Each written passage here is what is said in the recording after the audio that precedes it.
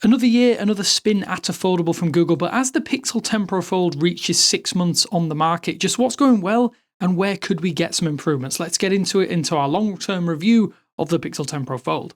If you want more content just like this, long-term reviews, everything else in between, then do me a solid, hit that subscribe button and you will get Pixel content beamed straight into your eyeballs. Thanks for joining me. Cheers. So one thing I want to note right up top is that I actually stopped using the Pixel 9 Pro Fold last year because I found that its utility just waned for me, but it did remain in my rotation at least until the Galaxy Z Fold 7 arrived on the scene, but that also dropped off when the Pixel 10 Pro XL started to become part of my day-to-day repertoire. There was a lot of things I really loved about the Pixel 9 Pro Fold, some things that really irked me, and quite a few areas I hoped for improvement with this new model, the Pixel 10 Pro Fold. So when the Pixel 10 Pro Fold arrived later than the regular Pixel 10 series, I wasn't so enamoured given its similarities, both positive and negative. However, curiosity got the better of me, and here I am a few months down the line using Google's latest foldable, and I now have some, I guess, solid or more concrete thoughts. One thing that is 100% more apparent now this year more than ever it has been is that the Pixel 10 Pro Fold is substantially thicker and chunkier than the competition, and you'll need to ask yourself if that matters to you. I find that this has actually a couple of benefits, as this is a sturdy, stocky handset. It's definitely something in the pocket that you'll notice. It feels very high-end, despite not necessarily being the best in every single area. The added weight is going to put a lot of people off. There's no two ways about it. But it is a clean-cut, professional-looking hunk of glass and metal. Sure, it's overshadowed by the Z Fold 7 and various other folding phones coming out of China, but I like the design. It's plain in the ways that I personally really do appreciate. There are some practical aspects as well that I enjoy because of this, namely the wider frame. It means that the outer aspect ratio is more like the base Pixel 10. Don't get me wrong, I'm saddened that the bezels have remained the same here, but I don't think it's necessarily a huge complaint, as again, you are going to be using that inner display most of the time anyway. What irks me a lot more is that given this is technically the most flashy Google handset out there, we don't actually get parity between the inner and outer displays. I genuinely think the outer display should be LTPO, no two ways about it, just like the inner screen. Definitely feels like a cost-cutting measure that Google have made, or made ahead of time. Sometimes you will immediately notice a refresh rate as well, jumping around when quickly switching between these two screens, especially when you hit battery saver mode.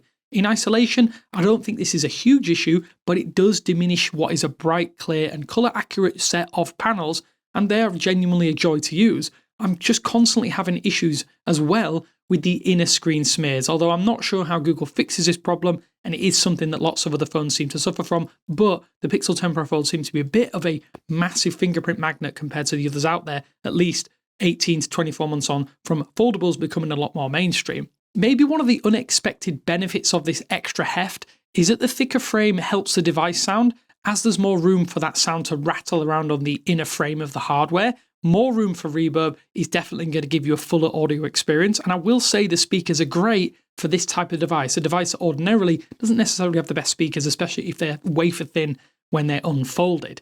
I know the Hinge has improved quite drastically, and when you open this for the first time, you can instantly feel those improvements. The motion is super smooth and consistent, more so than the Pixel 9 Pro Fold felt to me last year, as that device can feel a little bit crunchy in comparison. It definitely feels good to open this, and even after thousands of folds and unfolds, it feels reassuringly firm and precise. I still worry about the mechanism though, and I've avoided using the Pixel 10 Pro Fold at places like the beach, for instance, despite the fact this does have an IP68 rating. I just won't risk this phone in those environments, as to me, it isn't worth the hassle of potentially getting a repair, having had something like a grain of sand get into the mechanism and cause some problems. To contrast that stress though, I have been using the Pixel 10 Pro Fold completely case and screen protector free for a number of months, and I know that that isn't necessarily the situation most people will find themselves in, but I have tried a lot of cases. I tried a D-brand case recently, and although it is a great case option, it was just too bulky, and screen protectors at the front just don't play nicely with lots of the cases that I've tried. I'm surprised at how well this phone has held up as a result of not using a case and screen protector. Yes, there are some tiny marks on the inner screen and maybe a few really minuscule nicks at the front, but overall, I'd say beyond that, it's absolutely flawless. Then again, I have babied this as the type of device that it happens to be. Regularly as well, I get people asking me about the inner display crease when they see this for the first time. Yes, It is still very visible, especially at certain angles. And no more so than the Z Fold 7 though, but it is a permanent fixture that you either have to put to the back of your mind or, like a lot of people seem to do, hyperfixate on. I'm in the former camp. I've kind of made peace with it, and at least at this stage, and it doesn't really affect how much I enjoy using this in a bigger screen. Over time though, I've started to realize that at least for me, a 1:1 or square aspect ratio isn't all that useful. It kind of puts into perspective how good the original Pixel Fold was as a concept. Sure, it wasn't a great device due to some specific hardware choices, but the inner screen ratio was just better to use. I actually want my foldables to emulate a tablet, and this halfway house of a 1:1 ratio doesn't really give me all the benefits that I kind of wanted from an inner screen of this size. And I know it's not necessarily feasible, but I would love an in-display fingerprint scanner for the outer display.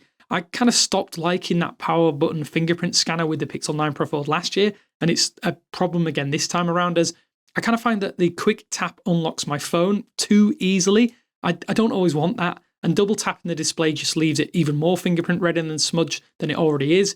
I'm kind of setting the auto lock to 1 minute again, as I ordinarily don't do. This is something I did with the Pixel 9 Pro Fold last year to mitigate this annoying little issue. But I guess the Fold is kind of suffering some success in that regard. The fingerprint scanner is absolutely lightning fast, and a lot of people do prefer a capacitive option to an in-display option anyway. So what's this phone like to use? Well, I will say performance is absolutely fine, but is fine good enough for people who care about having the best in the business, especially at the price point this is at? I think there are lots of ways in which the Pixel 10 Pro Fold is a few steps behind, but I do think optimization is hiding a lot of these issues. It is the biggest benefit of going with the Pixel over the competition out there. It definitely feels snappy in spite of its slightly less power intensive or power capable internals. To me though, I'm kind of lost as to how much use the inner display has become to me. I found that the apps that I was excited for last year when I tried the Pixel 9 Pro Fold, like Pokemon TCG Pocket, Balatro, and oddly their games, which is something I don't necessarily do tons of on my phones, they don't take full advantage of this bigger play area, and updates have not fixed that either. There are lots of applications that I happen to use day to day that just happen to break with this 1:1 aspect ratio. I use zero cam over the default camera application quite a lot when I'm out and about, but it simply doesn't work properly with that inner display.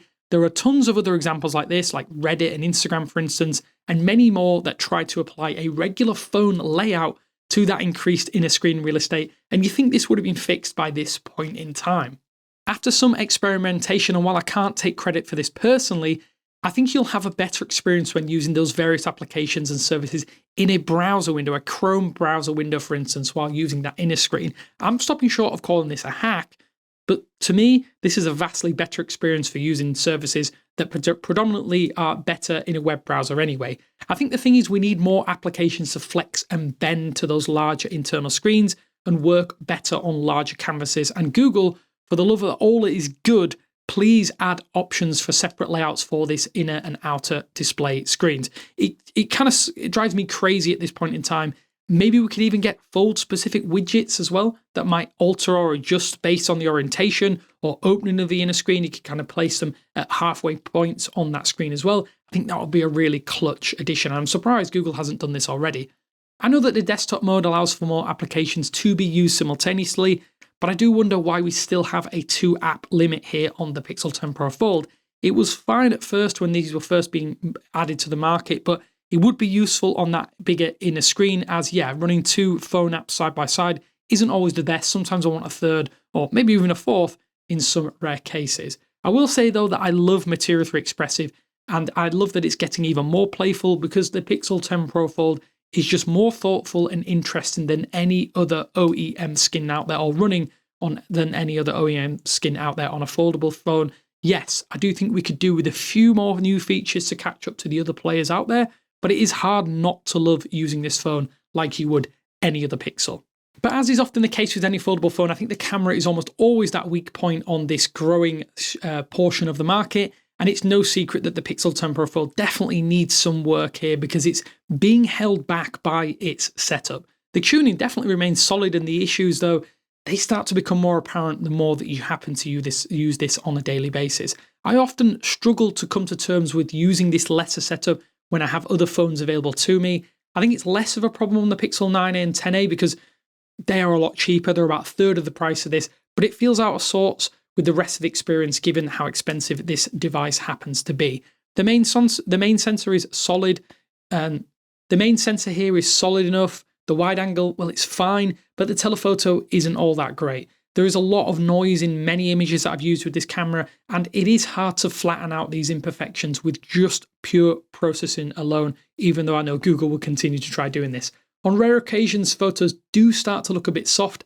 I will say I'm never truly outright disappointed or angry, but that said, the Pixel 10a can do almost as much as this phone at 1/3 of the price. I'm kind of asking the question, is that fair when this is such an expensive piece of technology? Google will try and spin this otherwise, but I do think the Pixel 10 Pro Fold uses what amounts to a mid-range setup on what is supposedly a flagship foldable phone. It's not necessarily ideal, but I know that that is due to some hardware limitations of this form factor. Maybe we'll get a breakthrough in the future that doesn't necessarily have to compromise, or at least at some stage we'll get that. But for now, Google's folding phone camera systems are really right in the middle ground between the A series and the base model Pixel, and way below the Pro tier despite having Pro in its name.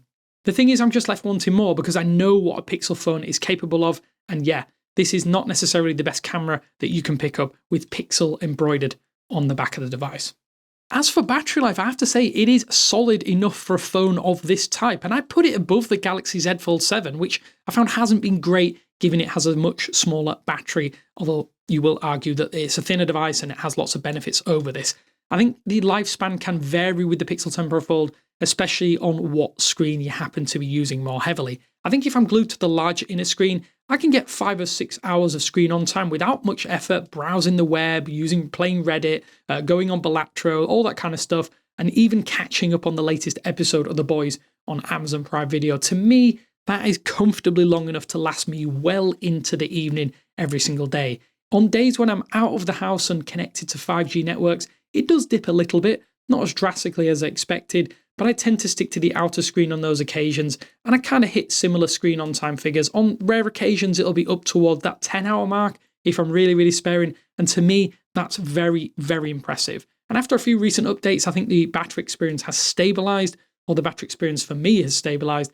Sometimes it could be a lottery as to how quickly the battery would drain, but yeah, definitely seems a lot better than I anticipated. And I do think this sits around the middle ground of the longevity pack, at least for its own class. In some cases, it can surpass the other options out there from the likes of Samsung. I can deal with it without stressing too drastically. And it's been one of the things I have to say I've enjoyed in recent years with Pixel phones in general. Less battery anxiety across the board, and that's good to me. I am desperate though for faster charging. It is very slow by modern standards, and I would just love to see Google say, hey, we're going to put 45 watts or above across all of their devices, because at some stage you have to question why you're waiting over an hour for a full charge, and it starts to feel criminal. I will say Pixel Snap is a big saving grace though, as a Pixel 10 Pro Fold is the only foldable on the market, at least right now, that has MagSafe compatibility, which is a big plus point, and it might save a lot of the issues that I've just mentioned with regards to charging. So I'll be honest here at the end of this video, I think there are many better foldables out there that make the Pixel 10 Pro Fold look basic or at least rudimentary. Even when this is parked to the side, there is a lot to love with the Pixel 10 Pro Fold, mostly from the software side of things. The hardware feels like it could do with some tuning, maybe some nips, maybe some tweaks. But to Google's credit, they've tried a little bit to make some gains over last year without necessarily throwing away the bits that made the Pixel 9 Pro Fold such a good option almost 18 months ago. Foldables, they're niche products, and this is arguably one of the most niche of those niche products. It isn't necessarily the worst, it isn't necessarily the best, but it doesn't drastically move the needle for Google's foldable smartphone efforts. I think it's absolutely fine in that it has some good traits that it can cling to and set itself apart. Is it worth it? I'm not entirely convinced unless you can deal with some potential trade-offs that I've noted throughout this video. There are some trade-offs that you will hear about with every single foldable phone though, and every single foldable phone that people have used throughout the review period.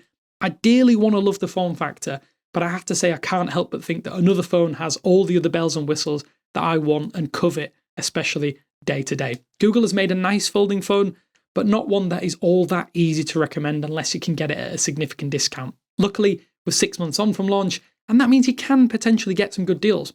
Softens the blow and definitely makes it easy to stomach and easier to recommend as a result. Just make sure you're acutely aware of the drawbacks before you come firing in or barreling in to this device. I want to ask you though, have you tried the Pixel 10 Pro Fold? Have you enjoyed it? Have you hated it? Have you sent it back? Have you kept hold of it? Let me know down in the comment sections below. I do wonder how Apple's foldable might actually affect the market in future. Maybe we get more development and refinement on the Android side of things. But yeah, this is a nice enough foldable, maybe not the one for everyone, but it's not bad all the same. Cheers for watching, and I'll speak to you later.